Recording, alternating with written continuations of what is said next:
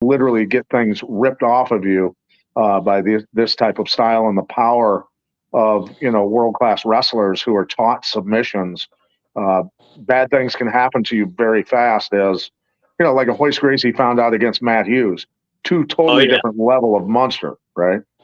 absolutely. Matt Hughes totally dominating Hoist, and when he hooked Hoist, Hoist was pretty much going to just let his arm break out of pride. And if you watch Matt Hughes, a match that he had against Renzo Gracie, Renzo Gracie's top student, the name escapes me.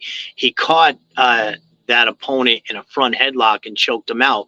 And in wrestling, and a lot of times those of us who go from the amateur wrestling into the grappling and MMA, there's a lot of stuff in wrestling that is dirty wrestling. A move that we call a pancake out in the Midwest, I think they call it a cow catcher. Just one example where you grab the chin and you turn it and you pancake the guy over. Well, if I take that neck and I twist it and I put my chest on top and drive, that's a neck crank.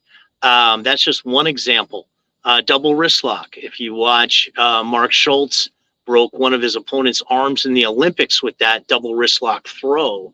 There are moves in amateur wrestling, just the front headlock, you can choke a guy out. And if you're a dirty wrestler, sometimes you can choke a guy out in a match and pin him and then just pinch him and wake him up. So the sport of wrestling never really lost its roots with respect to it being punishing. It's just that the rules changed. And going back to the Rough and Tumble book, when I researched it, it was a gentleman named Hugo Optopolik that changed the rules of scholastic wrestling and took out the chokes. They had toe holds. They had leg locks. A lot of folks look at John Danaher as this visionary creating stuff. He didn't create anything.